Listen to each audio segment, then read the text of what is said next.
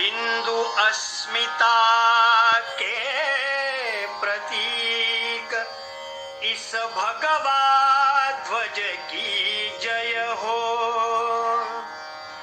पुण्य प्रसूशाश्वत पवित्र इस भगवा ध्वज की जय हो। भगवा ध्वज की जय हो। हिंदू अस्मिता के प्रतीक इस भगवा ध्वज की जय हो। पुण्य प्रसूशाश्वत पवित्र इस भगवा ध्वज की जय हो। भगवा ध्वज की जय हो। हिंदू अस्मिता के प्रतीक युग युग से इससे सीखा है त्याग और बलिदान। युग युग से इससे सीखा है त्याग और बलिदान। सारी संस्कृति स्नेह सिक्त हो ऐसा सुरभित ज्ञान। मानवता के परम मित्र इस भगवा ध्वज की जय हो। भगवा ध्वज की जय हो। हिंदू अस्मिता के प्रतीक इस भगवा ध्वज की जय हो। हिंदू अस्मिता के प्रतीक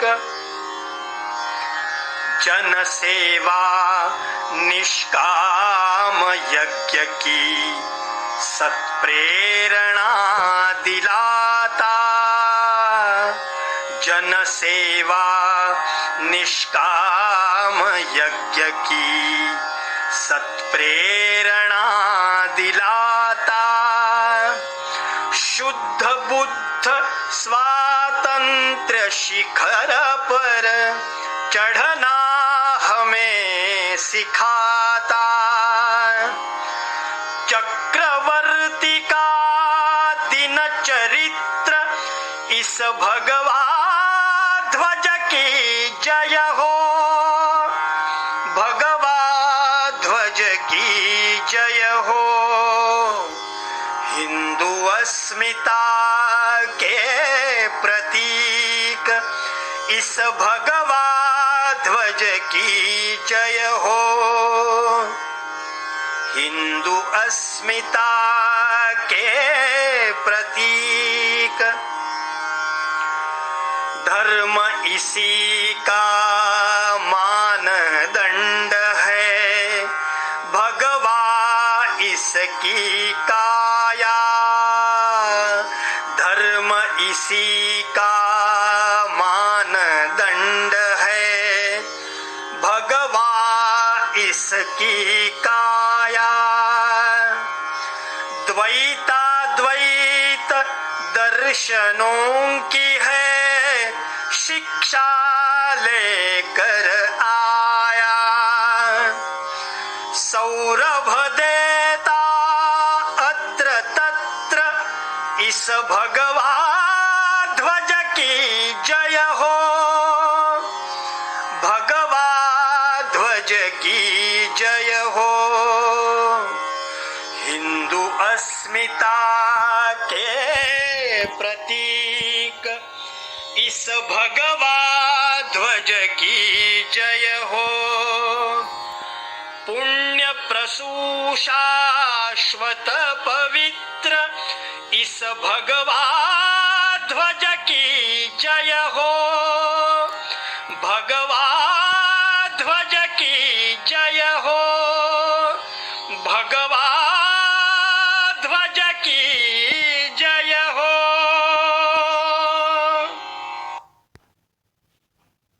स्वयंसेवक बंधूंनो, सप्रेम नमस्कार. राष्ट्रीय स्वयंसेवक संघ संभाजीनगर शहरातर्फे मी सर्वप्रथम आपल्या सर्वांचे आजच्या ई बौद्धिक वर्गामध्ये हार्दिक स्वागत करतो. आज गुरुपौर्णिमा, तिला व्यास पौर्णिमा म्हणून संबोधतात. आपल्या हिंदू संस्कृतीमध्ये गुरुला विशेष महत्त्व आहे. गुरुला आपण सर्वजण ईश्वरस्थानी मानतो. गुरु या शब्दाचा अर्थ असा आहे की अज्ञानाचा अंधकार दूर करून ज्ञानाचा प्रकाश आपल्या जीवनामध्ये प्रस्थापित करणे. आपले पहिले गुरु आई वडील असतात. हिंदू संस्कृतीमध्ये गुरुपौर्णिमेला विशेष महत्त्व आहे. हिंदू धर्म संस्कृतीमध्ये गुरु शिष्य परंपरा ही प्राचीन काळापासून चालत आलेली आहे. राष्ट्रीय स्वयंसेवक संघामध्ये वार्षिक 6 उत्सव साजरे केले जातात. त्यातील एक उत्सव म्हणजे गुरुपौर्णिमा होय. राष्ट्रीय स्वयंसेवक संघामध्ये परंपरागत उत्सव साजरा न करता कोणत्याही व्यक्तीला गुरु न मानता आपण सर्वजण भगव्या ध्वजाला गुरुस्थानी मानतो. त्याचे कारण अनादी अनंत आहे. आपला धर्म, संस्कृती, आपली परंपरा व गौरवशाली इतिहासाला साक्षी असणारा भगवा ध्वज आपल्या गुरुस्थानी आहे. आज गुरुपौर्णिमेचे औचित्य साधून आपण भगव्या ध्वजाचे पूजन करत असतो. आपण आज ई बौद्धिक वर्गाचे आयोजन केलेले आहे. त्याचा क्रम सांगतो. अमृतवचन, सुभाषित, वैयक्तिक गीत, वक्त्यांचे बौद्धिक होईल. त्यानंतर प्रार्थना होईल. प्रार्थनेसाठी सर्वांनी नमस्कार स्थितीत उभे राहून प्रार्थना करावी. आज आपल्या ई बौद्धिक वर्गासाठी जे वक्ते लाभले आहेत त्यांचा परिचय करून देतो. श्री प्रशांत प्रकाश देवरे, संघद्रष्ट्या, तृतीय वर्ष शिक्षित, प्रांत शारीरिक शिक्षण प्रमुख म्हणून जबाबदारी आहे. लौकिक शिक्षण BA BEd, माध्यमिक शाळेत शिक्षक म्हणून कार्यरत आहेत. परमपूज्य डॉक्टर हेडगेवार म्हणतात की जो ध्वज पाहिल्याबरोबर राष्ट्राचा संपूर्ण इतिहास आठवून त्याची संस्कृती आणि परंपरा डोळ्यासमोर उभी राहते. जो ध्वज पाहिल्याबरोबर मन उचंबळून विशिष्ट स्फूर्तीचा संचार मनात होतो, असा भगवा ध्वज आपल्या तत्वाचे प्रतीक म्हणून आपण गुरुस्थानी मानतो. नमस्कार. सुभाषित सांगतोय. किमत्र बहुनोक्तेन शास्त्रकोटिशतेन च दुर्लभा चित्तविश्रांती विना गुरुसमर्पणम. अर्थ: नुसतं बोलण्याने काय होतं, कोटी शास्त्र वाचूनही काय होतं, मनाची शांती गुरुप्रती समर्पणानेच मिळते. गुरुवंद्य महान,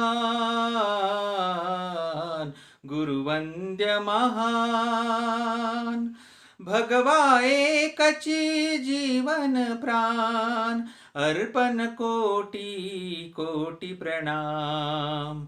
गुरुवंद्य महान, गुरुवंद्य महान, शोणित वर्णा मधुनी शिकलो सारे उज्ज्वल त्याग, व्यापित आलो दिव्य दृष्टीने अखंड भारत भाग. बघुनी फडफड देशभक्तीची भडके अंतरियाग, कटिबद्ध उभे तव छत्राखाली भारत भूसंतान. गुरुवंद्य महान, गुरुवंद्य महान, शौर्याने तव जगी गाजला स्फूर्तिप्रद इतिहास. पाहिले सनिज नेत्रांनी किती भीषण रणसंग्राम. देहदंड कुणी हाल भोगिले, केले निज बलिदान. बलिदान नव्हे पूजन केवळ, राखाया सन्मान. गुरुवंद्य महान, गुरुवंद्य महान, ऋषी तपस्वी महामुनींचा संतांचा अभिमान. अनादिकालापासूनच तुझ अग्रपूजेचा मान. बघशील भावी भाग्यपूर्ण उज्ज्वल वैभव काळ हो यशस्वी असे सुमंगल दे शुभ वरदान गुरुवंद्य महान गुरुवंद्य महान शुद्धशीलता चारित्र्याची पावित्र्याची खान अभयवीरता शौर्य धीरता संयम शांती निधान सद्भावे तुझ आम्ही मानिले पूज्य गुरु भगवान परम पावना तव पदिवाही देशास्तव हे प्राण गुरुवंद्य महान गुरुवंद्य महान भगवा एकची जीवन प्राण अर्पण कोटी कोटी प्रणाम गुरुवंद्य महान गुरुवंद्य महान परमपवित्र भगवा ध्वज सन्माननीय अधिकारीगण आणि आत्मीय स्वयंसेवक बंधूंनो, आज आपण सर्वजण गुरुपौर्णिमेचा उत्सव साजरा करण्यासाठी एकत्र आलेलो आहोत. या आपल्या आभासी एकत्रीकरणामध्ये या गुरुपूजन उत्सवाच्या निमित्ताने मी आपल्यासमोर राष्ट्रीय स्वयंसेवक संघामध्ये भगव्या ध्वजालाच का गुरु मानलेला आहे, त्याचबरोबर संघात हा उत्सव कसा साजरा होतो आणि गुरुपूजन उत्सवाच्या निमित्ताने आपण जे समर्पण करतो या समर्पणाचं महत्त्व काय आहे हे विषय आपल्या सगळ्यांसमोर ठेवण्याचा प्रयत्न करणार आहे. राष्ट्रीय स्वयंसेवक संघामध्ये ज्यावेळेस सर्वप्रथम गुरुपूजनाचा उत्सव झाला ते वर्ष 1928. गुरुपौर्णिमेच्या आदल्या दिवशी डॉक्टर हेडगेवारांनी सर्व स्वयंसेवकांना सांगितलं की उद्या आपण सर्वजण गुरुपूजनाचा कार्यक्रम करणार आहोत आणि त्यामुळे सगळ्यांनी घरून येताना पूजनासाठीची थोडी फुलं आणि गुरुदक्षिणा म्हणून आपण काही समर्पण आपल्यासोबत घेऊन यायचं आहे. उत्सवाच्या दिवशी सर्व स्वयंसेवकांना कुतूहल होतं की नेमकं आपण पूजन कोणाचं करणार आहोत, आपला गुरु कोण आहे. त्यावेळेस स्वयंसेवकांमध्ये चर्चा असायची की डॉक्टर हेडगेवारांनी संघाची स्थापना केलेली आहे, त्यामुळे डॉक्टर हेडगेवार हे गुरु म्हणून आपण आज पूजन करणार आहोत. तर कोणी म्हणे की आपल्याला संघस्थानावरती वेगवेगळ्या कुस्तीचे प्रकार, लाठीकाठी, युद्ध कौशल्य शिकवणारे अप्पा सोहनी हे आपले खरे गुरु आहेत. आपलं पूजन हे अप्पा सोहनींचं पूजन असेल, अशी सगळी चर्चा सुरू असताना उत्सव सुरू झाला आणि डॉक्टर हेडगेवारांनी सर्वांना भगव्या ध्वजाचं पूजन करण्यासाठी सांगितलं आणि यानंतर त्यांनी भगवा ध्वजच गुरु का या संदर्भात सगळ्यांसमोर मांडणी करताना म्हटलं की व्यक्ती हा स्खलनशील आहे, तो बदलू शकतो, चंचल आहे आणि त्यामुळे एखादा व्यक्ती गुरु करणं हे सोयीचं नाही आहे. तर अनादी काळापासून जो आपल्या सनातन हिंदू धर्माचं नेतृत्व करत आलेला आहे, आपल्याला सगळ्यांना प्रेरणा देत आलेला आहे, विजिगुषीवृत्तीचा त्याचबरोबर तेजपुंज सदैव प्रेरणा देणारा विजयाचं प्रतीक असा भगवा ध्वज हा आपण गुरुस्थानी मानलेला आहे. आणि तेव्हापासून सर्व स्वयंसेवक राष्ट्रीय स्वयंसेवक संघामध्ये भगव्या ध्वजाला गुरु हे मानतात. या उत्सवाचं स्वरूप तरी कसं असतं, तर समाजामध्ये अनेक लोक गुरु करतात. मग त्याला आपण म्हणतो प्रापंचिक गुरु. असे हे जे गुरु आहेत यामध्ये कुणी व्यक्तीला गुरु करतं, तर कुणी देवस्वरूप असलेल्या एखाद्या स्थळाला गुरु करतं. संघात मात्र भगव्या ध्वजाला गुरु केलेला आहे आणि म्हणून भगव्या ध्वजाचं पूजन या गुरुपूजन उत्सवाच्या दिवशी आपण सर्वजण करतो आणि या गुरुसमोर म्हणजेच भगव्या ध्वजासमोर यथाशक्ती आपण समर्पण करतो. म्हणजे समर्पण म्हणजे काय, तर ज्यावेळेस पहिला गुरुपूजनाचा उत्सव संघामध्ये साजरा झाला त्याच्या आधी सर्व स्वयंसेवकांमध्ये हा सगळा संघाचा गाडा ओढायचा असेल तर काही खर्च होतोच, करावा लागतो. आणि म्हणून हा खर्च कसा उभा करायचा, हा पैसा कसा उभा करायचा या संदर्भात चर्चा झाली. आणि आपलं संघटन आहे, आपला संघ आहे, तर याच्या खर्चाची जबाबदारीसुद्धा आपलीच आहे. समाजामध्ये आपण अनेक संस्था संघटना अशा बघतो की ज्या समाजातूनच पैसा उभा करतात आणि आपलं कार्य करत असतात. पण अनेक वेळा अशा संघटनांच्या बाबतीत असं घडलेलं आपल्याला दिसून येतं की निधी किंवा पैशाचा ओघ कमी झाला किंवा गरजेपेक्षा कमी पैसा उभा राहिला तर अशा संघटनांच्या कार्याला स्थगिती येते किंवा त्यांचं कार्य कमी होतं. पण संघामध्ये असं झालं नाही. 1925 पासून आज तागायतपर्यंत राष्ट्रीय स्वयंसेवक संघ अव्याहतपणे वाढत राहिला.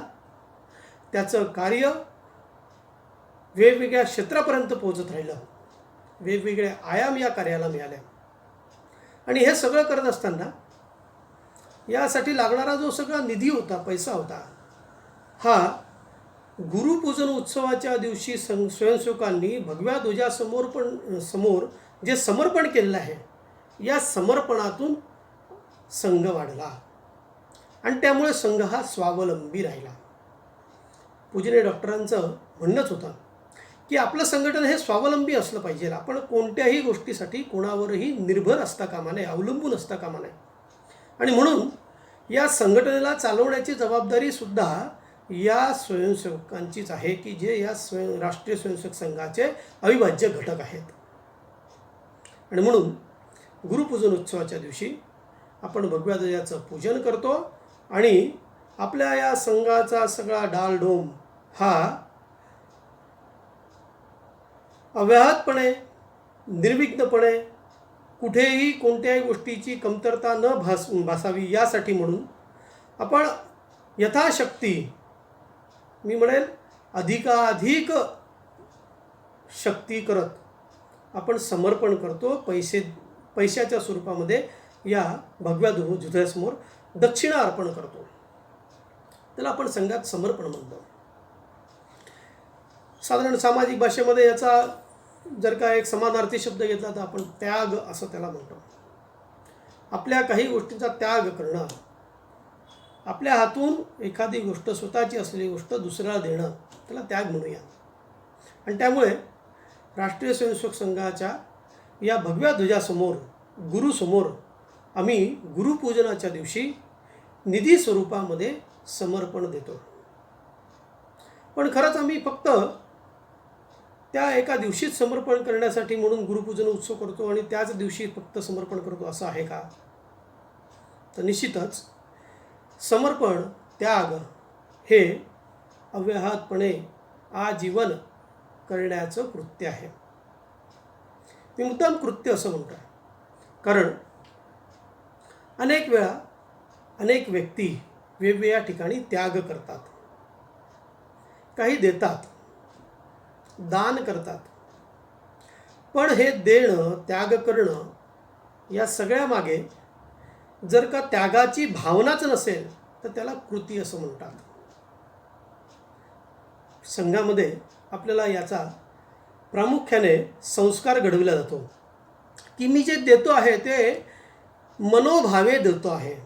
मनोभावे देतो आहे म्हणजे काय, तर ज्या हेतूने हे संघाचं काम उभं आहे तो हेतू साध्य करण्यासाठी म्हणून मी मानसिकदृष्ट्या त्या हेतूशी एकरूप झालेलो आहे आणि त्यामुळे मी माझ्या परीने अधिकाधिक समर्पण करण्याचा प्रयत्न करतो. मग असं हे समर्पण आपण नेहमी करत असतो. गुरुपूजन उत्सव किंवा गुरुपौर्णिमा उत्सव हा खरं म्हटलं तर एक प्रतिकात्मक दिन आहे फक्त. की ज्या दिवशी आपण हे समर्पण करतो, पण एक वेगळा विचार केला तर आपल्याला असं लक्षात येईल की आपण हे समर्पण नित्य नियमित करत असतो. म्हणून जेव्हा या त्यागामध्ये, या समर्पणामध्ये ध्येयाशी एकरूप होण्याची मानसिकता जोडली जाते, तेव्हा त्या समर्पणाची उंची खूप वाढते. मग असं हे समर्पण पैशाच्या स्वरूपात थोडंसं जरी असलं तरीसुद्धा त्याचं मूल्य मात्र खूप अधिक असतं. आणि म्हणून त्याग हा जीवनाचा अविभाज्य घटक झाला पाहिजे. ते एक जीवन मूल्य झालं पाहिजे. यासाठी आपण सगळ्यांनी प्रयत्न केला पाहिजे. आपल्याला त्यागाची भावना ही ध्येयाप्रती एकरूप झाली की मग त्याग हा वृद्धिंगत होत असतो. त्यागाचे प्रकार अनेक आहेत. अनेक प्रकारे सर्व कार्यकर्ते किंवा समाजात सुद्धा अनेक लोक हे त्याग पदोपदी करत असतात. मग काय? शारीरिक, मानसिक, कौटुंबिक, सामाजिक, राष्ट्रीय, सकल मानवजातीसाठी, म्हणून आपण म्हणूया की जरा विश्वात्मक, आणि याही पुढे जाऊन आपण असं म्हणू शकतो की चराचरासाठी म्हणून केलेला त्याग. त्यासाठी केलेलं आपलं स्वतःचं योगदान, हे अशा वेगवेगळ्या प्रकारे आपण त्याग करत असतो. स्वयंसेवक हा नित्य नियमित या सगळ्या प्रकारातून जात असतो.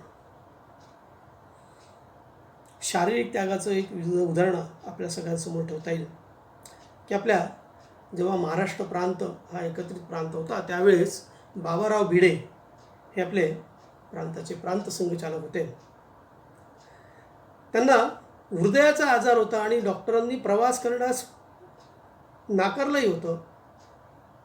ताकीदही दिली होती की तुम्ही लांबचा प्रवास करू नका. पण नाशिक इथल्या संघ शिक्षा वर्गाच्या उद्घाटनासाठी म्हणून त्यांना बोलवण्यात आलं आणि ते स्वतः ड्रायव्हिंग करत त्या ठिकाणी उत्सवाच्या संघ शिक्षा वर्गामध्ये पोचले. पण दुःखद घटना अशी की उद्घाटनापूर्वीच त्या सगळ्या प्रवासाचा क्षीण म्हणून की काय, त्यांचा त्याच ठिकाणी हा मृत्यू झालेला आहे. विजयवाडाचे विभाग कार्यवाह हे एका कार्यक्रमासाठी म्हणून त्यांच्याकडे परिचयाचं सत्र होतं आणि प्रकृती अस्वस्थ असली तरीसुद्धा त्यांनी माझ्याकडे जबाबदारी आहे परिचयाची आणि माझ्या विभागातला कार्यक्रम आहे, सर कार्यवाह या कार्यक्रमात येत आहेत आणि त्यामुळे मला तिथे राहिलंच पाहिजे.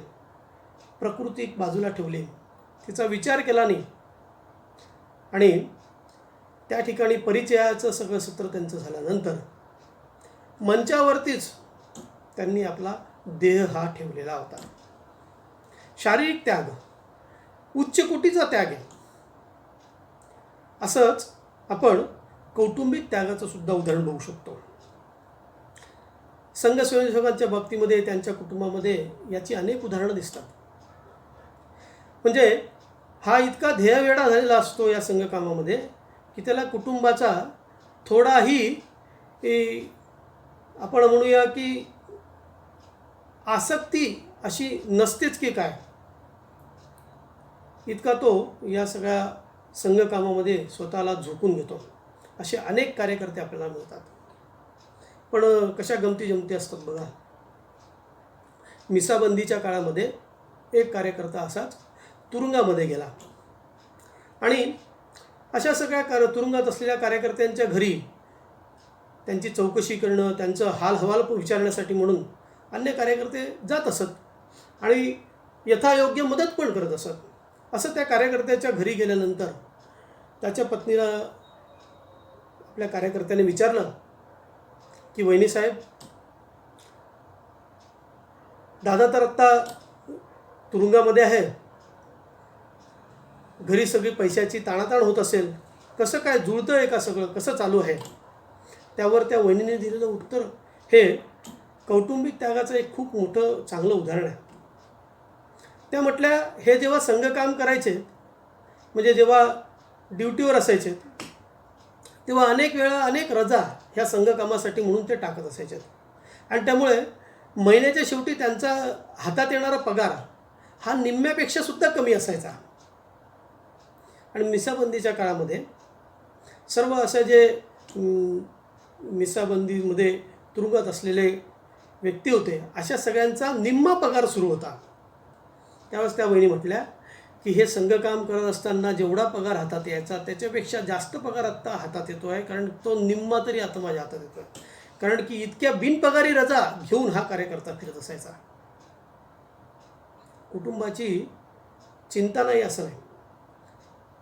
ज्याला 4 भिंतीच्या कुटुंबाची चिंता आहे तो 4 भिंतीतच विचार करतो, पण ज्याला ज्याचं कुटुंब भिंती नसलेलंच आहे त्याला या घर नावाच्या इमारतीला असलेल्या 4 भिंतीत कधीच रस वाटत नाही. आणि म्हणून कुटुंबाच्या पलीकडे जाऊन विचार करणारे हे कार्यकर्ते आपल्याला दिसून येतात. असं संघात नाही तर अनेक व्यक्तींमध्ये सुद्धा हे आपल्याला बलिदान कौटुंबिक स्वरूपातलं दिसून येतं. लोकमान्य टिळक ज्या दिवशी त्यांचा मुलगा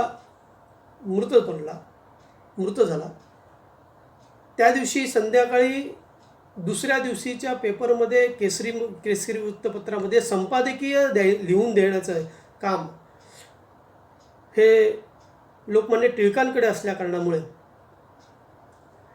कार्यकर्ता त्यांच्या घरी आला. उद्याच्या संपादकीयमध्ये आपण लेख नाही देऊयात, आपल्या घरी दुर्घटना झालेली आहे, त्यामुळे आम्ही बघतो काय करायचं. पण ते त्याला म्हटले की नाही, तू थांब.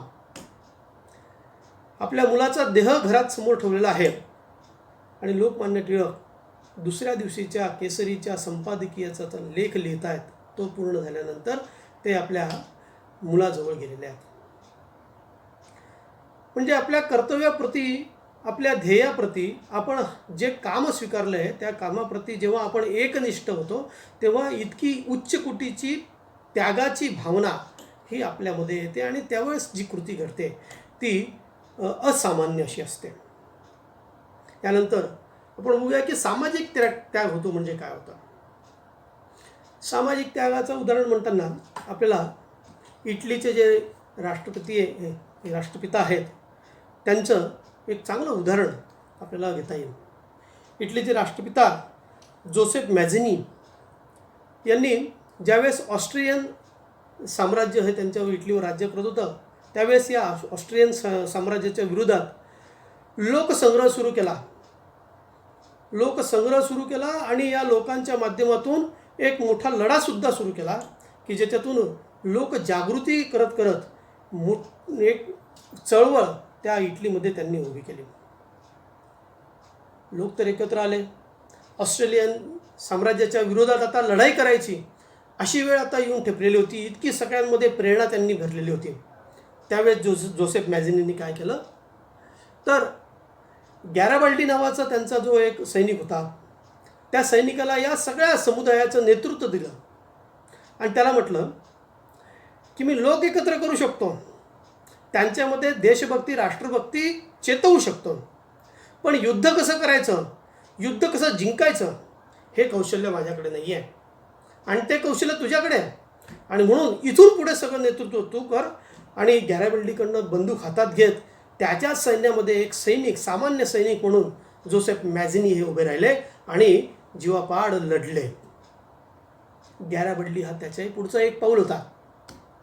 गॅराबल्डीने सगळं युद्ध कौशल्याने जिंकलं. त्या ठिकाणून ऑस्ट्रेलियन साम्राज्याचा नायनाट करण्यासाठी म्हणून खूप प्रयत्न केले. ऑस्ट्रेलियन साम्राज्य नष्ट पण झालं. त्यानंतर गॅराबल्डीने व्हिक्टर इम्युनियल याकडे त्याची भेट घेतली आणि त्याला सांगितलं की इथून पुढे आपल्या या सगळ्या इटलीच्या साम्राज्याचं नेतृत्व तुला करायचं आहे, कारण की तू एक चांगला राज्यकर्ता आहेस, शासन करता आहेस, त्याचा अभ्यासक आहेस. तुझ्या हातात इटलीचं शासन हे सुरक्षित राहील आणि वृद्धिंगतही होईल.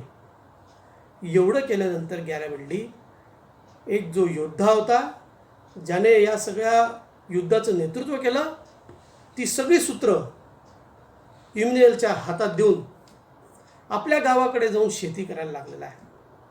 म्हणजे समाजामध्ये एवढी मोठी प्रतिष्ठा निर्माण झाल्यानंतर सुद्धा ती प्रतिष्ठा कायम राहिली पाहिजे, आपलं नाव कायम राहिलं पाहिजे याचा यत्किंचितही विचार न करता आपल्या समाजाच्या उद्धारासाठी म्हणून योग्य व्यक्तीकडे त्याची सूत्र सोपवीत, मॅझिनी असो, गॅराबल्डी असो, या व्यक्तींनी जो त्याग केला आहे तो समाज उद्धारासाठीचा आहे. अशा पद्धतीने या सगळ्या समाजाचा विचार करत जे व्यक्ती काम करतात त्यांच्यासाठी ध्येय हे निश्चित मनात वृद्धिंगत झालेलं असतं, मानसिकता बनलेली असते आणि त्यामुळेच असा मोठा त्याग ते सगळे करू शकतात. या ठिकाणी पद प्रतिष्ठेला महत्त्व नाही आहे आणि म्हणून आम्ही समर्पण करतो म्हणजे काय, तर आम्हाला कोणतेही पद प्रतिष्ठा ही नको आहे. पद आमच्यासाठी जबाबदारी आहे आणि म्हणून ज्यावेळेस एखाद्या जबाबदारीतून आपण दुसऱ्या जबाबदारीत जातो त्यावेळेस संघाच्या कार्यकर्त्याला यत्किंचितही मला डावललं कसं असा विचार मनात येत नाही. मोहम्मद पैगंबराच्या सैन्यामध्ये एक वेळेस अशीच कुजबूज सुरू झाली. काय होती, तर एका भूप्रदेशाचा अमीर हा नियुक्त करायचा होता. अमीर ही त्यावेळेसची एक पदवी होती. मग अनेकांमध्ये वाद होत होते की आता मला अमीर केलं पाहिजे, याला अमीर केलं पाहिजे, नाही मीच अमीर झालं पाहिजे, असा सगळा वाद हा शेवटी मोहम्मद पैगंबरापर्यंत आला. आणि त्यावेळेस मोहम्मद पैगंबरांनी जे उत्तर त्या ठिकाणी त्या आलेल्या सगळ्यांना दिलं ते उत्तर असं होतं, जिसको अमीर होने की चाह नहीं वही अमीर बनेगा. म्हणजे इथे संघातही हेच सूत्र आहे. मला एखादी जबाबदारी मिळाली पाहिजे अशा आशेने जो काम करतो त्याला ती जबाबदारीच मिळत नाही. कारण जो अशी आशा ठेवतो, अपेक्षा ठेवतो, तो मुळात काम त्या आशेपोटी करतो, ध्येयापोटी करत नाही, ध्येयासाठी करत नाही.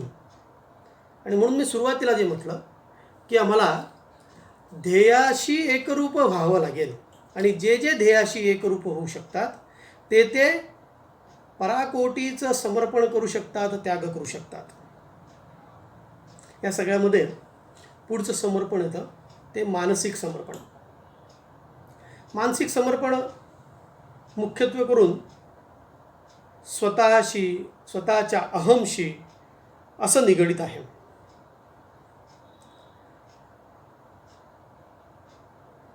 एकदा एका ऋषींच्या मठामध्ये एक सेवेकरी गेला. खूप मोठ्या प्रमाणात चांगल्या पद्धतीने तो सेवा करू लागला. सेवेकरीची इच्छा काय होती की ऋषीमुनींनी मला शिष्य करून घेतलं पाहिजे, मला दीक्षा दिली पाहिजे. पण अनेक तपस्वी ऋषी असे असतात की ते पारखल्याशिवाय कोणालाही आपला शिष्य करत नाही किंवा त्याला दीक्षा देत नाही. आणि त्यामुळे या साधकाची सुद्धा ते वेगवेगळ्या पद्धतीने परीक्षा घेत होते. अतिशय कडक, ज्याला आपण म्हणू कठीण अशी परीक्षासुद्धा त्या साधकाची ते घेत होते. आणि अशा सगळ्यामध्ये इतर साधक जे होते, इतर शिष्य जे होते ते हे सगळं बघत होते. अनेक शिष्यांकडे हा सेवेकरी जायचा आणि म्हणायचा, गुरुजी तो आपको बहुत मानते हैं, आपकी बात तो सुनते हैं, आप जरा मेरे बारे में उनसे कहिए ना कि वो जो साधक आया है वो बड़ी लगन से सभी काम करता है, बड़े चाव से करता है, कहीं भी उसके काम में खोट नहीं है, इसलिए हमें लगता है कि अभी आपने उनको दीक्षा देनी चाहिए. असं अनेकांकडे बोलल्यानंतर त्यातला एक शिष्य की ज्याला खरंच वाटलं की नाही, हा सेवेकरी जे आहे हा खरंच खूप मनापासून काम करतो आहे आणि याला दीक्षा ही घेण्याची खूप तळमळ आहे, तगमग आहे, तर याच्याबद्दल आपण गुरूंकडे बोललंच पाहिजे. आणि म्हणून तो गुरूंकडे गेलासुद्धा. सगळा विषय त्याने गुरुला सांगितला आणि गुरुला विषय सांगताना तो म्हटला, गुरुजी, त्या सेवेकऱ्याने त्याचं सर्वस्व अर्पण केलेलं आहे, त्याला आता तुम्ही दीक्षा दिली पाहिजे. त्यावेळेस गुरुजींनी त्या शिष्याला दिलेलं उत्तर असं होतं की त्या सेवेकऱ्याने त्याचं सर्व दिलं आहे, पण स्व अजूनपर्यंत त्याच्याकडेच ठेवलेलं आहे. असं हे स्व जोपर्यंत तो आपल्याकडे अर्पण करत नाही तोपर्यंत त्याला दीक्षा देणं हे काही सोयीचं नाही. आणि म्हणून सर्व दिलं आहे पण स्व स्वतःजवळ ठेवलेलं आहे. अशा वृत्तीने जे सगळे वागतात, अशा सगळ्यांच्या त्यागाची किंमत ही क्षुल्लक आहे. याचबरोबर आपल्या या स्वच्या बाबतीत आपल्याला एक असं म्हणता येईल की असा हा स्व जेव्हा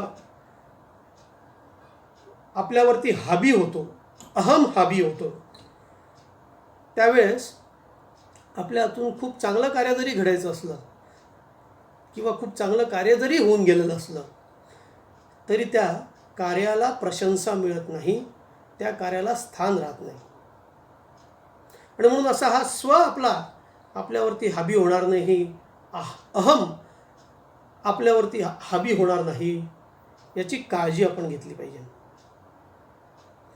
एक हिंदुत्ववादी कार्यकर्ते होते आपल्या स्वातंत्र्यपूर्वीच्या काळामध्ये. त्यांची अगदी तगमग राहायची की लाल किल्ल्यावरती भगवा ध्वज फडकलाच पाहिजे आणि त्यासाठी खूप जहालपणे ते बोलायचे पण कृती पण करायचे. आणि या सगळ्यामुळे बोले तैसा चाले अशी सगळी त्यांची उक्ती असल्याकारणामुळे, कृती असल्याकारणामुळे अनेक समुदायसुद्धा, खूप मोठा जनसमुदायसुद्धा त्यांच्या पाठीमागे उभा राहिला होता. आणि असा मोठा समुदाय उभा राहिल्यामुळे ते संघटन बनलं आणि यांना वेगवेगळ्या पद, हे वरवरची पदं ही त्या संघटनेत मिळू लागली. जशी जशी पदं ही वरवरची मिळू लागली तशी या कार्यकर्त्याची सुद्धा बघा कशी भावना झाली. म्हणजे जो आपल्या ध्येयापासून हटला त्याची अधोगती कशी होते बघा. असं वेगवेगळी वरवरची पदं मिळायला लागल्यामुळे याच्या विचारांमध्ये सुद्धा बदल झाला. आता तो काय म्हणतो, लाल किल्ल्यावरती भगवा ध्वज फडकलाच पाहिजे, त्यासाठी आपण सगळ्यांनी काम केलंच पाहिजे. पण हा भगवा ध्वज कोण फडकवेल, तर मीच फडकवेल. इथपर्यंत नाही झालं, याच्याही पुढे जाऊन जशी ही पदप्रतिष्ठा त्याच्या डोक्यात घुसली तसा तो काय म्हणतो, तो भगवा ध्वज ज्यावेळेस मी लाल किल्ल्यावर फडकवेल तेव्हा त्याचं शूटिंग करा, त्याची बातमी होऊ द्या, त्याचा प्रचार प्रसार होऊ द्या. आणि म्हणून पदप्रतिष्ठा ही सुद्धा संघामध्ये त्याग करण्याची गोष्ट आहे. पद हे आमच्याकडे जबाबदारी आहे आणि म्हणून आम्हाला मानसिक त्याग करायचा आहे. आमच्या मनामध्ये अशी कोणतीही गोष्ट येता कामा नये की ज्यामुळे संघटनेला हानी होईल. या पदप्रतिष्ठेच्या बाबतीत आणि ज्यावेळेस मानसिकता बदलते, ध्येयापासून व्यक्ती विचलित होतो, त्यावेळेस कसा बदल होतो याचं एक चांगलं उदाहरण म्हणजे नेपोलियनचं आहे. नेपोलियन जेव्हा लिपझिगच्या लढाईमध्ये 50,000 सैन्य घेऊन उभा राहिला तेव्हा त्याचे बाकी सेनापती जे होते, सरदार जे होते, ते सगळेजण त्याला येऊन सांगू लागले, एकामागे एक त्याला भेटू लागले, म्हणू लागले, सरजी, सामने की सेना हमसे 3 गुना ज़्यादा है. आपल्या समोर असलेला शत्रू हा आपल्यापेक्षा 3 पटीने मोठा आहे. 1.5 लाखाचं सैन्य त्याचं आहे. आपला त्यांच्यासमोर टिकावं लागणार नाही. त्यामुळे तुम्ही पुनर्विचार करा, हे युद्ध नको, हे युद्ध टाळलेलं बरं. सगळे त्याची समजूत घालू लागलेले होते. पण नेपोलियन त्यावेळेस ध्येय वेढा धरला होता. त्याला ध्येय दिसत होतं, बाकी सगळ्या गोष्टी त्याच्यासमोर गौण होत्या. संख्या तो क्षुल्लक माणूस होता. आणि त्यांना त्या सगळ्या सरदारांना उत्तर देताना तो काय म्हणतो, तो म्हणतो आपलं सैन्य कितीचं आहे. सगळ्या सरदारांनी उत्तर दिलं 50,000चं आहे. मग तुम्ही 50,000 आणि मी 1,00,000, आपण झाले 1,50,000. तेच आपल्या समोर शत्रू सैन्य 1,50,000चं आणि आपण पण सुद्धा 1,50,000. म्हणजे नेपोलियनचं ते वाक्य ऐकल्यानंतर निश्चितच आपल्याला गुरु गोविंद सिंग यांची आठवण येते. 1,25,000 से एक लढाओ तभी गुरु गोविंद सिंग नाम कहा. असा हा नेपोलियन जो स्वतःची तुलना 1,00,000शी करतो, तोच नेपोलियन जेव्हा या त्याच्या आदर्शवादी तत्वांपासून भरकटतो, पदप्रतिष्ठेकडे जातो, त्याच्या ध्येयापासून दूर जातो, त्यावेळेस तो काय म्हणतो, त्या काळात असलेलं त्याचं स्टेटमेंट काय, तर तो म्हणतो की माणसं ही फक्त एक संख्या आहे. तो कोणत्या स्थानावरती आहे याच्यावरून त्याची किंमत आहे.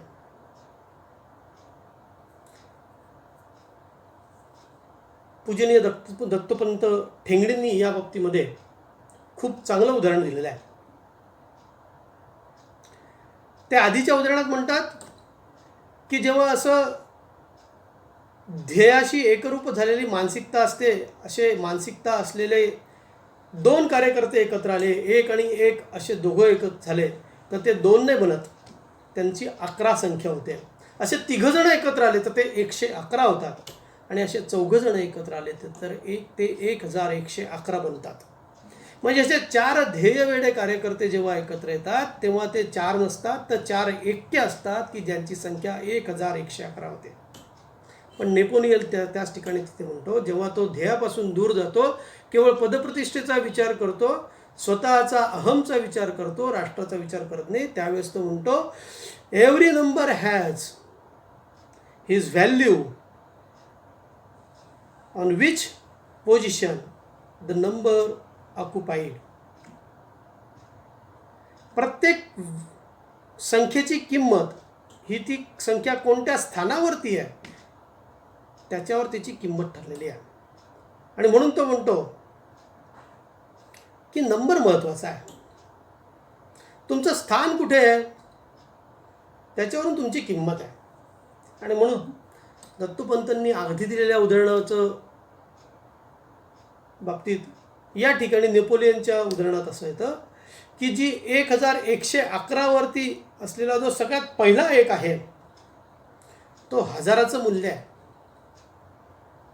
नेपोलियन म्हटला होता, पहा, मैं 1,00,000 के समान हूं. पण या ठिकाणी जेव्हा पदप्रतिष्ठेचा विचार आला तेव्हा त्याची किंमत 0 झाली आणि नंतर नेपोलियन सुद्धा अधोगतीला गेल्याचं आपल्याला दिसून येतं. अशा पद्धतीने मानसिक समर्पण आपण केलं तर आपण चांगलं कार्य आपल्या हातून घडेल. निश्चितच आपल्या ध्येयाजवळ आपण निश्चितच अधिकाधिक त्याग करत लवकरात लवकर पोहोचू असा विश्वाससुद्धा आपल्याला त्यावेळेस वाटायला लागेल. यानंतर येतं राष्ट्रीय समर्पण. राष्ट्रीय समर्पण म्हणजे काय, तर राष्ट्रभावना आपली वृद्धिंगत झाली पाहिजे. माझ्यासमोर राष्ट्र आहे तर मी मोठा की राष्ट्र मोठा. लाल बहादूर शास्त्रींचं एक उदाहरण येतं की जेव्हा ते रेल्वे मंत्री होते त्यावेळेस त्यांच्या कार्यकाळामध्ये रेल्वेचा एक अपघात झाला आणि त्या अपघातामध्ये अनेक व्यक्ती मेले. त्याच्या दुसऱ्या क्षणाला लाल बहादूर शास्त्रींनी रेल्वे मंत्री पदाचा राजीनामा दिलेला आहे. ते म्हटले की माझ्या कार्यकाळात जर का अनेकांचे जीव जात असतील तर मी या कामासाठी लायक नाही, आणि म्हणून त्यांनी रेल्वे मंत्री पदाचा राजीनामा दिला. किती विपरीत उदाहरण आहे, वेगळं उदाहरण आहे.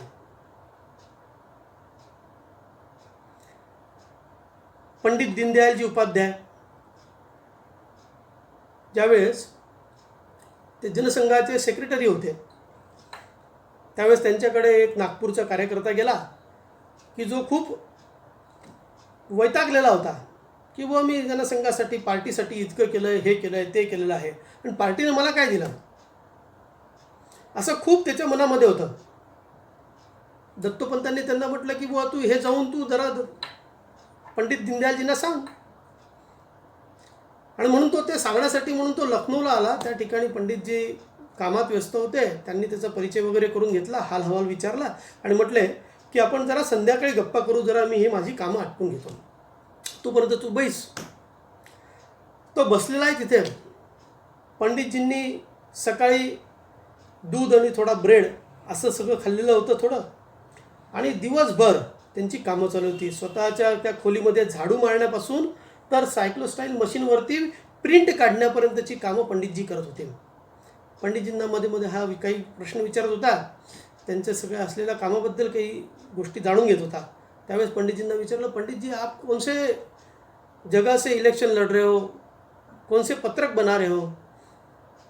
त्यावेळेस त्याने म्हटलं कि 4 स्थानों के पत्रक में छपवा रहा हूँ और वो 4 बंदे जो हैं वो अपने अपने कार्यक्षेत्र में काम कर रहे हैं, उनका थोड़ा काम मैं यहाँ करवा के दे रहा हूँ. अत्यंत साधी राहणीमान. मध्यंतरी एका कार्यकर्त्याने त्यांना घेऊन जाऊन जेवण करून आणलं. त्या ठिकाणी परत बसलेत. संध्याकाळ झाल्यानंतर उशिरा पंडितजी या सगळ्या दिवसभरातल्या कामातून मोकळे झाले आणि तेव्हा त्याला म्हटले, चला आपण दोघे आत्ता तुला काय म्हणायचं जरा आपण बोलूयात. मला उद्या सकाळपर्यंत काही काम नाही आहे, त्यामुळे तू निश्चिंतपणे बोलू शकतो, आपण खूप गप्पा करूयात. ज्या कार्यकर्त्याला खूप भरभरून सांगायचं होतं की मला पार्टीने काहीच दिलं नाही, माझ्याकडे लक्षच नाही पार्टीचं, असा कार्यकर्ता आता संध्याकाळी काय म्हणतोय बघा, कुछ नहीं पंडित जी, सहज आपसे मिलने को आया था, आपके दर्शन हो गए, धंधे हो गया, चलता हूँ, नमस्कार. म्हणजे जो अत्यंत संतापात त्या ठिकाणी आलेला होता तो आपल्या राष्ट्रीय सेक्रेटरीचं सगळं दिनचर्या पाहून अगदी वितळून गेला. एक शब्दही बोलला नाही आणि पुन्हा नागपुरात येऊन सामान्य कार्यकर्त्यासारखं परत काम करायला लागला. राष्ट्रीय चारित्र्य हे आम्हाला आमचं घडवता आलं पाहिजे. त्याच्यासाठी रोजची आम्हा युद्धाचा प्रसंग असं आपलं दिनक्रम राहिला पाहिजे. अनेक गोष्टी येतात की ज्या आपल्याला प्रलोभन देतात. या सगळ्या प्रलोभनांना दूर सारत आपण आपलं काम यावर लक्ष केंद्रित केलं पाहिजे. राजा मानसिंग आणि महाराणा प्रताप या दोघांना ज्यावेळेस औरंगजेबाच्या काळात याच्याशी लढायचं आहे आपल्याला, दोघे राजपूत राजे, पण एक विचार कसा करतो राजा मानसिंग, विचार करतो की एवढं अवाढव्य सैन्य आहे औरंगजेबाचं आणि त्याच्या सैन्यासोबत आपला टिकाव काय लागणार, त्यापेक्षा चला त्याला शरण जाऊया. यामुळे आपल्या इथल्या समाजातल्या सैनिकांचं, समाजातल्या व्यक्तींचं रक्षण तरी होईल, जीवितहानी होणार नाही आणि त्याच्या आश्रयात राहिलो तर इथून पुढचा जो प्रपंच चालायचा आहे तो प्रपंचसुद्धा जरा सुख करत जाईल.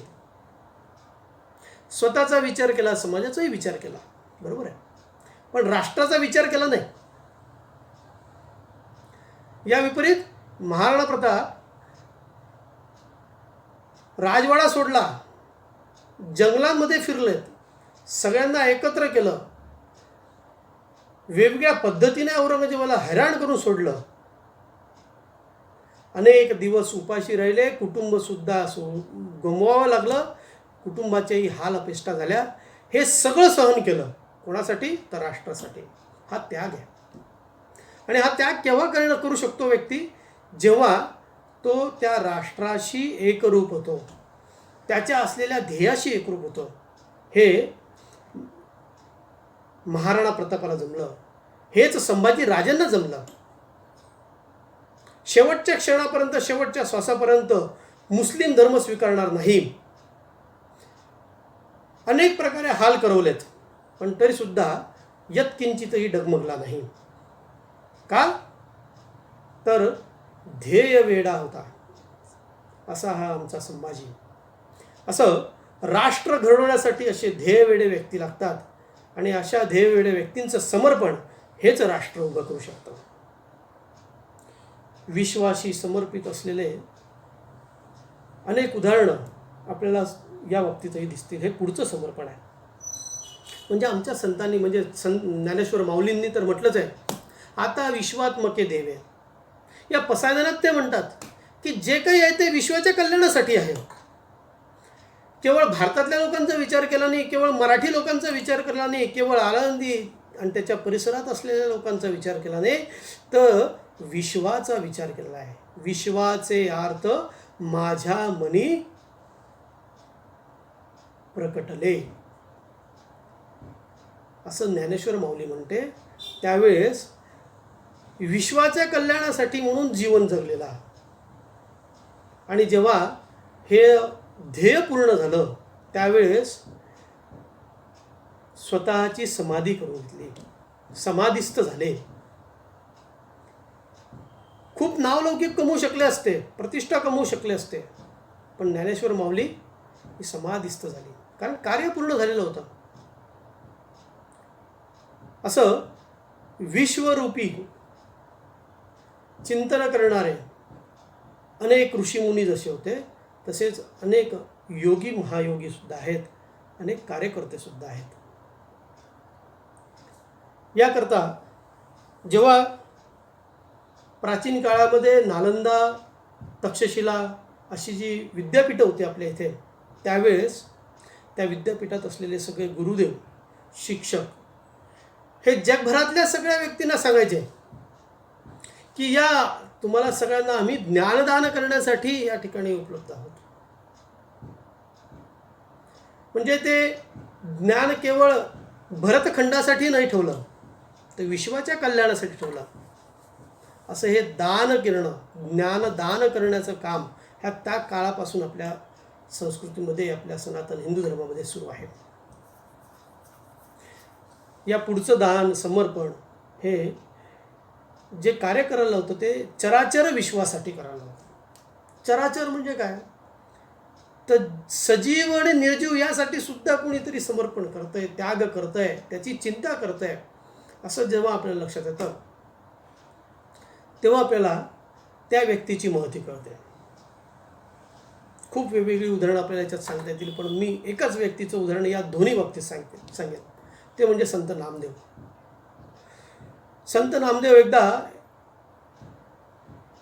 त्यांच्या ताटातली पोळीचा तुकडा, भाकरीचा तुकडा घेऊन एक कुत्रं जेव्हा पळायला लागलं तेव्हा त्या कुत्र्याच्या मागे ते तुपाची वाटी घेऊन पळायला लागलेत. का? तर तू कोरडी भाकर नको खाऊ, तूप लावून तू ही भाकर खा. किती काळजी आहे त्या अबोल सजीव प्राण्याची. नामदेव महाराज हे शिंपी होते. दामाजी त्यांचे वडील, त्यांनी सांगितलं की आता तू जा, बाजारात जात जा आणि जरा व्यवसाय कर, धंदा कर, थोडा 4 पैसे कमवून आण. त्यांनी 4 कपडे शिवले, गेले बाजारात. बाजारात जाता जाता त्यांना काही दगडगोटे दिसले, छोटे मोठे असे दगडगोटे दिसले. त्यांच्या मनात काय विचार आला? अरे रे रे रे रे, हे दगडगोटे कसे उघडे पडलेले आहेत, किती ऊन आलं आहे, पाऊस आला तर ओले होऊन जातील, उन्हामध्ये तळपत आहेत. त्यांनी आपल्या गासोड्यातले शिवलेले नवीन कपडे काढले, या दगडगोट्यांना घातलेत आणि घरी आले परत. दामाजी विचारतायत, काय आज कसं झाला व्यवसाय, किती पैसे कमवून आणलेत? पिशवी खाली आहे. पिशवी खाली पाहिल्यानंतर खुश दामाजी. पैसे कुठे आहे? नाही, पैसे ते जरा देतील नंतर, सांगितलं आहे त्यांना, उधारी आहे. अरे असा उधारी करू नकोस, जा परत जा आणि त्यांच्याकडनं पैसे घेऊन ये. दुसऱ्या दिवशी परत गेले. वारं वादळ आलं असेल, त्या दगडांवरचे कपडे पण उडून गेलेले होते. दुसऱ्या दिवशी पाहिलं, परत यांना कपडे नाही. अरे असं कसं झालं? परत घासोड्यातले कपडे काढले, ते पुन्हा घातले आणि परत आले. का रे बाबा, तू पैसे नाही आणले, उधारी वसूल करून नाही आणलीस? दामाजी विचारायला लागले. ते म्हटले हो देतील, चांगली माणसं आहेत, देतील देतील. कुठे जात आहे पैसे? हां नाही नाही असं नको करू, जा त्यांना सगळ्यांना घेऊन ये, पहिले पैसे घेऊन ये, नाहीतर मग त्या सगळ्या ज्यांना तू हे कपडे दिलेले आहेत विकलेले आहेस त्यांना तू आपल्याकडे घेऊन ये, त्यांच्याकडनं पैसे मी स्वतः वसूल करेल. दामाजीने खडसवलं. नामदेव महाराज गेलेत. ते सगळे दगड गोटे छोटे मोठे सगळे उचलून आणले आणि घरामध्ये एका खोलीमध्ये ठेवून दिले. दामाजी दुसऱ्या दिवशी विचारतायत, का बाबा आणलं का, त्यांना बोलवलं का? हो हो आणलं, आपल्याकडेच आहे. कुठे? त्या खोलीत आहे. खोलीत आहे? खोलीत आपण ठेवलं त्यांना. बोला इकडे, पैसे वसूल करायचे त्यांच्याकडनं. नाही चला चला जाऊया म्हणून खोलीचा दरवाजा उघडताय. दरवाजा उघडल्यावरती काय लक्षात आलं, तर जे दगडगोटे होते ते दगडगोटे सोन्याचे झालेले होते.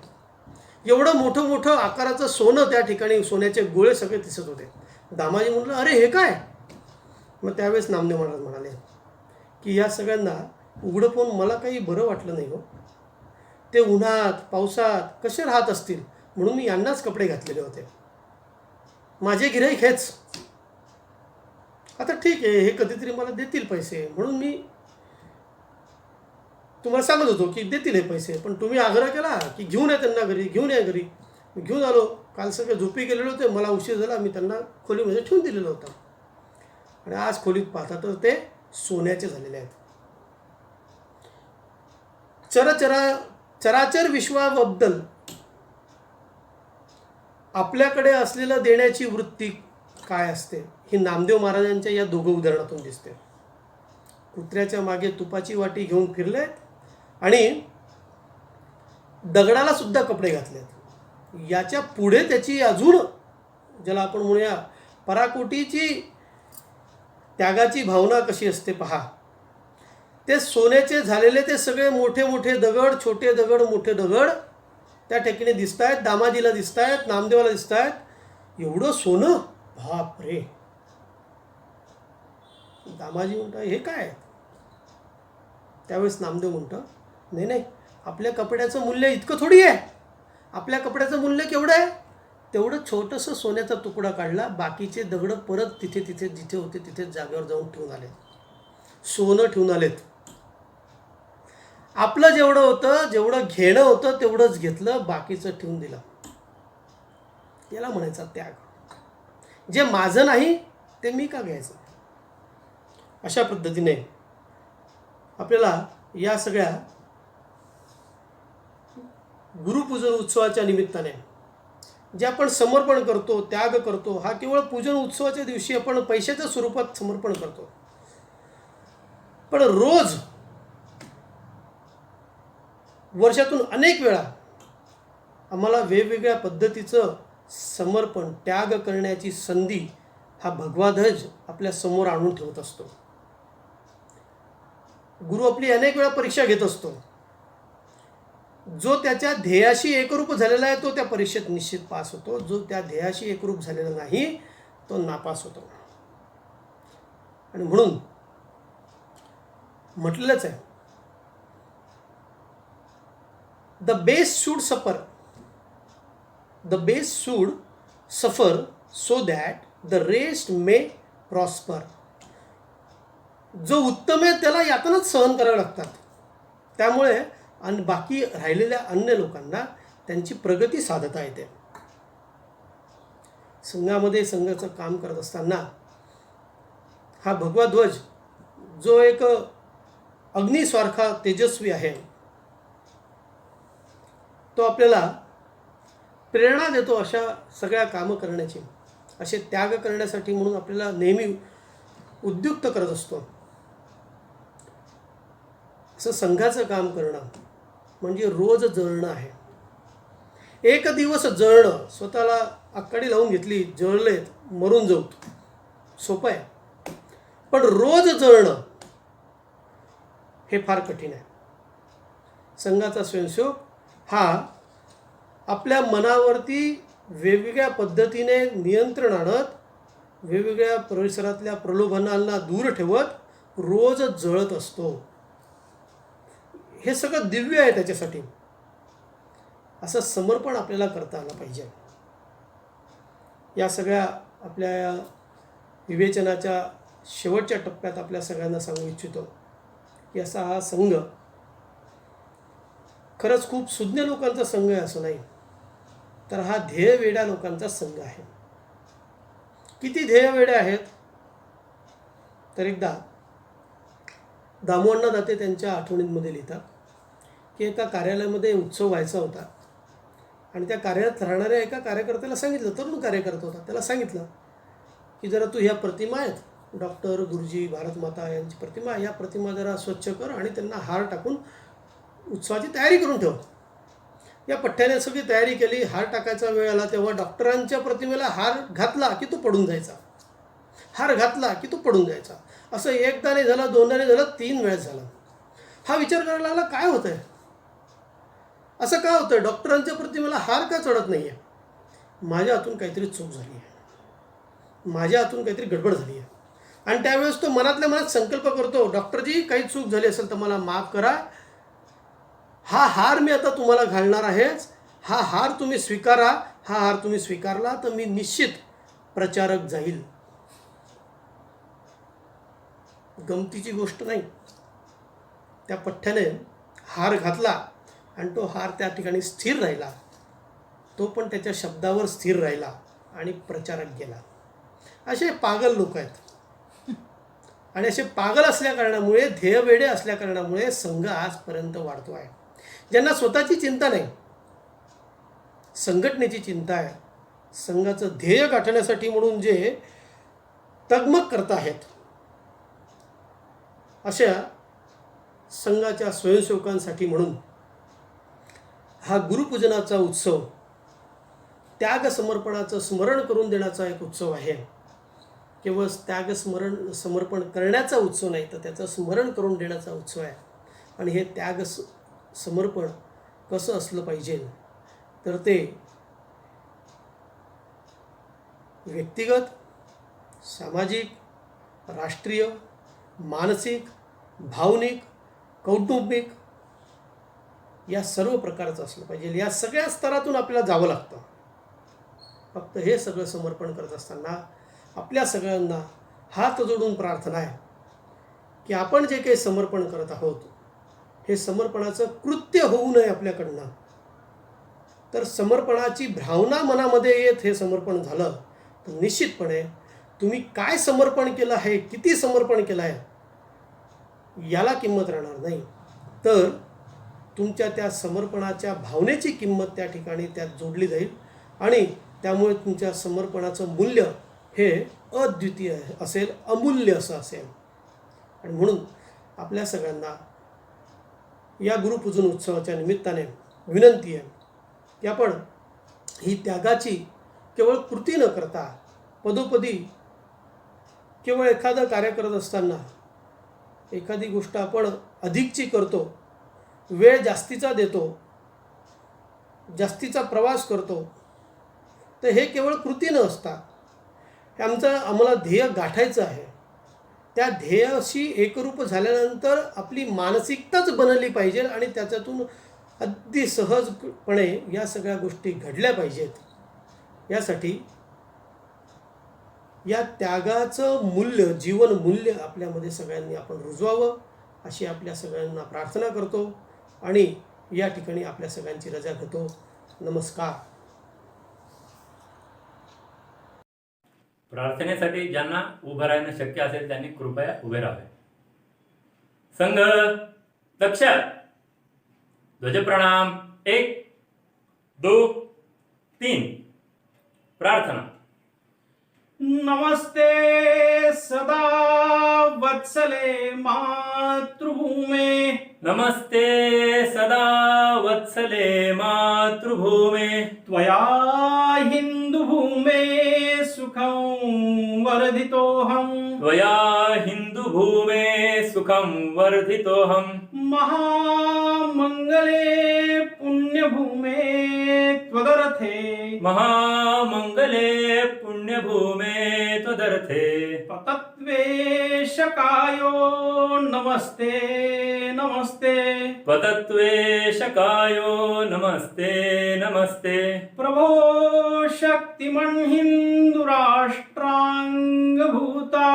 प्रभो शक्तिमन् हिन्दुराष्ट्राङ्गभूता इमे सादरं त्वां नमामो वयम् इमे सादरं त्वां नमामो वयम् त्वदीयाय कार्याय बद्धा कटीयं त्वदीयाय कार्याय बद्धा कटीयम् शुभामाशिषं देहि तत्पूर्तये शुभामाशिषं देहि तत्पूर्तये अजय्याञ्च विश्वस्य देहीश शक्तिम् अजय्याञ्च विश्वस्य देहीश शक्तिम् सुशीलं जगत्येननं ब्रह्मवेत् सुशीलं जगद्येननं ब्रह्मवेत् श्रुतं चैव यत्कण्टकाकीर्णमार्गं श्रुतं चैव यत्कण्टकाकीर्णमार्गम् स्वयं स्वीकृतं न सुगं कारयेत् स्वयं स्वीकृतं न सुगं कारयेत् समुत्कर्षणिश्रेयसस्यैकमुग्रम् समुत्कर्षनिःश्रेयसस्यैकमुग्रम् परं साधनं नाम वीरव्रतम् परं साधनं नाम वीरव्रतम् तदन्तस्त्रत्वक्षयाध्येयनिष्ठा तदन्तस्फुरत्वक्षया ध्येयनिष्ठा रुदन्तः प्रजागर्तु तीव्राणिशम् रुदन्तः प्रजागर्तु तीव्रानिशम् विजेत्री च न संहता कार्यशक्तिर् विजेत्री च न संहता कार्यशक्तिर् विधायास्य धर्मस्य संरक्षणम् विधायास्य धर्मस्य संरक्षणम् परं वैभवं नेतुमे तत्स्वराष्ट्रम् परं वैभवन्नेतु मे तत्स्वराष्ट्रम् समर्था भवत्वाशिषा ते वृषम् समर्था भवत्वा शिशा ते वृषम्। भारत माता की जय। भारत माता की जय। ध्वज प्रणाम 1 2 3। संघ विकिरण।